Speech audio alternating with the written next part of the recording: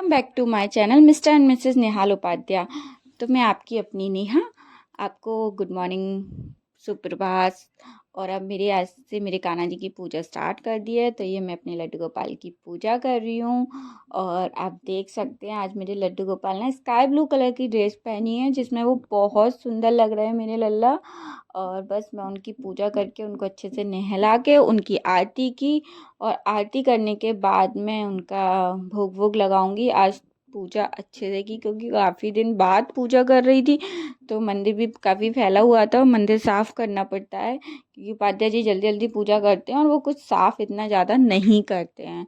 तो बस मैं पूजा करके अपने भगवान जी को, मतलब आज बहुत सारी बातें थी जो उनसे करनी थी, तो बस आरती करने के बाद उनसे खूब सारी बातें की। और उपाध्याय जी की जो शिकायतें थी वो भी उनसे करना था, तो वो भी उनसे कर ली। बस अब आरती करने के बाद मैं देखूंगी जो भी आज मैं आपको बता रही हूँ कि आज हम लोग के यहाँ पे एक मंदिर पे हम लोगों ने पाठ पूजन करवाया है।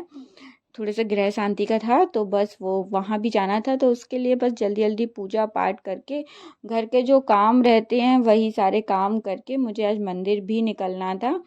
तो बस पूजा के अब आरती वारती करने के बाद में हम घर मंदिर जाने के लिए मैंने सारा सामान तैयार रात में ही कर रखा था, जो भी उन्होंने पूजा सामग्री वगैरह हमें बोला था कि आपको ये सारी सामग्री लेके आनी है, तो हम एक दिन पहले ही सारा मार्केट से ले आए थे, जो कि मैंने आपको ब्लॉग में दिखाया भी था।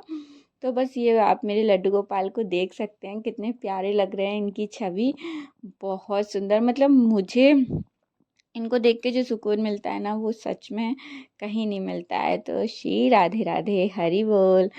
तो बस ये आप मेरे लड्डू गोपाल को देख सकते हैं, और आज इनको बढ़िया मैंने दही से स्नान करवाया है क्योंकि थोड़े से ऐसा लग रहा था काले काले हो रहे हैं, और दही ठंडा भी होता है। दही और चंदन से हमें गर्मियों में भगवान जी को लड्डू गोपाल को स्नान करवाना चाहिए। बस अब हम जल्दी से फटाफट चल दिए मंदिर की तरफ क्योंकि धूप हो रही थी और वहाँ पे पाठ बैठना था। तो बस जैसा कि हम लोग हमेशा की तरह धूप में ही निकलते हैं, चाहे कितना भी हम जल्दी निकले, बस निकलते निकलते धूप हो ही जाती है। और उपाध्याय जी फेस कवर करे रहते हैं, तो ये हैं श्री हनुमान जी बजरंगबली की जय। और आप देख सकते हैं हमें इसी मंदिर पर पाठ पूजन करवाना था। यहाँ जो पेड़ है ये बहुत पुराना पेड़ है, कदम का पेड़ है। कदम का पेड़ तो मेरे कान्हा जी को बहुत प्रिय था, वो बचपन से ही कदम के वृक्ष के मतलब उन्होंने बचपन बिताया है अपना। और ये श्री राम जानकी का मंदिर है, हनुमान जी के जस्ट मंदिर के सामने।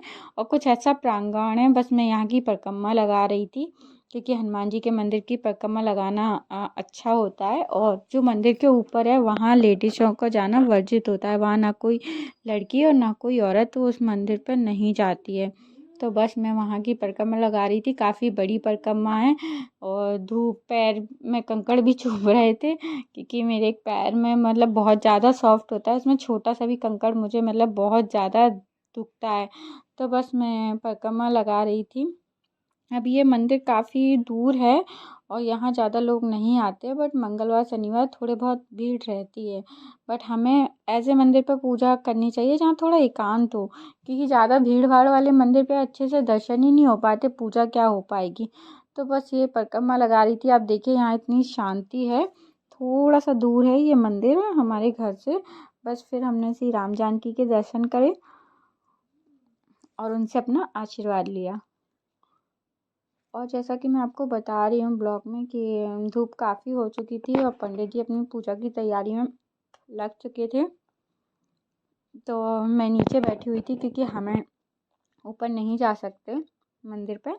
और उपाध्याय जी मंदिर पे ऊपर जाकर ही पूजा कर रहे थे, तो यहाँ पे कोई भी लेडीज़ नहीं थी, बस मैं उनको देख रही थी कि वो पूजा कर रहे हैं, पूजा की तैयारी करवा रहे हैं। आप देख सकते हैं हनुमान जी के सामने पूजा की तैयारी करवा रहे थे पंडित जी। और वो बस पाठ स्टार्ट होने वाला था।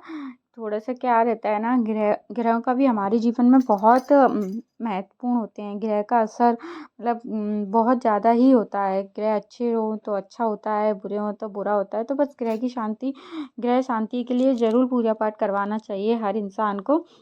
लोग जीवन में इतने व्यस्त हो जाते हैं कि शायद भगवान ग्रह इन सब चीज़ों में नहीं मानते हैं, लेकिन हमें अपने जीवन में से थोड़ा मतलब बिजी शेड्यूल में से थोड़ा सा टाइम निकाल के ये पूजा पाठ करवाना चाहिए। बस पूजा पाठ करके हम आ गए घर पे आने के बाद बस आज एकादशी थी, दोनों का फास्ट था और काफ़ी टाइम हो चुका था, तो बस हम लोगों ने फरार बनाया। मतलब हम लोगों ने क्या, मैंने ही फरार बनाया, उपाध्याय जी साथ थे तो थोड़ा सा शूट कर पा रही हूँ, वरना फिर मैं अकेली होती हूँ तो बहुत मुश्किल होता है शूट करना। तो बस जल्दी जल्दी सोच रहे थे क्या जल्दी बन पाएगा, तो बस साबूदाने की खिचड़ी बना रही थी क्योंकि वही जल्दी बन पाती थी। टाइम बहुत हो रहा था, उपाध्याय जी को भूख लग रही थी, तो बस मैं उनसे बोल रही थी कि थोड़ा सा फ्राई तो होने दो। बोले रे जल्दी करो जल्दी करो, नहीं फ्राई तो होने दो, कच्चा थोड़ी बना दूंगी। तो बस उनसे थोड़ी सी लड़ाई करते करते हमारी बन रही है खिचड़ी। आप देख सकते हैं कि उसमें मैंने डाली मूंगफली और हरी मिर्ची, काली मिर्ची और व्रत वाला नमक, फिर साबूदाना और आलू। तो ऐसे करके हम अपनी खिचड़ी रेडी कर रहे हैं। और एक जो बात होती है ना कि व्रत में नमक नहीं खाते, बट हम लोग खा लेते हैं क्योंकि मेरे साथ पर्सनली मेरे साथ ऐसा इशू है कि अगर मैं नमक नहीं लेती हूँ तो मेरा बीपी लो होने लगता है। तो व्रत वाले दिन मुझे नमक लेना ही पड़ता है। कई लोग नहीं खाते हैं बट मेरे साथ नहीं हो पाता है। तो ऐसा अगर व्रत का नमक बना है तो खा सकते हैं ना, फिर तो व्रत का नमक होता ही नहीं। तो मैं मीठा फास्ट नहीं रह पाती हूँ, या तो मैं बिल्कुल बिना कुछ खाए पिए व्रत रह पाती हूँ या फिर मुझे नमक लगता ही लगता है। तो बस ऐसा ही है, एकादशी हम दोनों साथ में रहते हैं। और आज कामरूपिणी एकादशी है। इस एकादशी की बहुत महत्वता है। जब हम कई गुना ज़्यादा सोना किसी को दान नहीं कर सकते तो वो उस दान के रूप में अगर इस एकादशी का व्रत रहते हैं तो हमें उसका फल प्राप्त होता है। तो ये वैशाख महीने में पड़ती है और स्पेशली इस दिन जो हमारे कान्हा जी होते हैं उन्हें खरबूजे का भोग लगाते हैं, और इस दिन व्रत में खरबूजा ज़रूर खाना चाहिए इस एकादशी वाले दिन। तो ये वैशाख माह की बहुत ही पावन एकादशी होती है, और इस व्रत को करने से काफ़ी ज़्यादा फल मिलता है। कई गुना जो हम दान नहीं कर पाते उन दान का हमें फल मिलता है।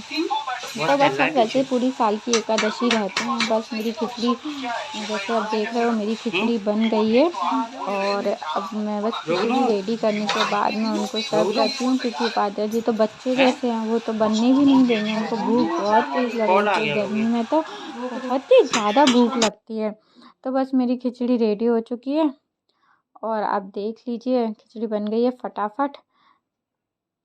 और एक चीज़ की, जो एकादशी का जो व्रत होता है वो हमारे भगवान विष्णु के लिए बहुत प्रिय होता है। एकादशी वाले दिन हम तुलसी की पूजा नहीं करनी चाहिए, ये चीज़। और एक चीज़ होती है, एकादशी वाले दिन तुलसी को जल नहीं देना चाहिए क्योंकि अगर हम तुलसी को जल देते हैं, वो खुद एक तुलसी माँ जो है वो भगवान विष्णु के लिए एकादशी का व्रत रखती हैं। इस दिन उनको छूना वर्जित होता है और उन पर जल भी नहीं चढ़ाना चाहिए। तो ये सारी चीज़ें जो रहती हैं हमें कुछ नियम मानने चाहिए क्योंकि पूजा पाठ से जुड़े हुए नियमों का अगर हम पालन करेंगे तो फल ज़्यादा अच्छा मिलेगा। तो बस ये जो छोटे छोटे नियम होते हैं, ज़्यादा कुछ जानकारी तो मुझे है नहीं, बट जितना भी बड़े लोगों से जानकारी मिलती है उतना मैं रख लेती हूँ अपने पास में। तो बस आप मेरे ब्लॉग में ऐसे ही कंटिन्यू बनी रहिए। अगर मेरा ब्लॉग पसंद आया हो तो please like share and subscribe जरूर।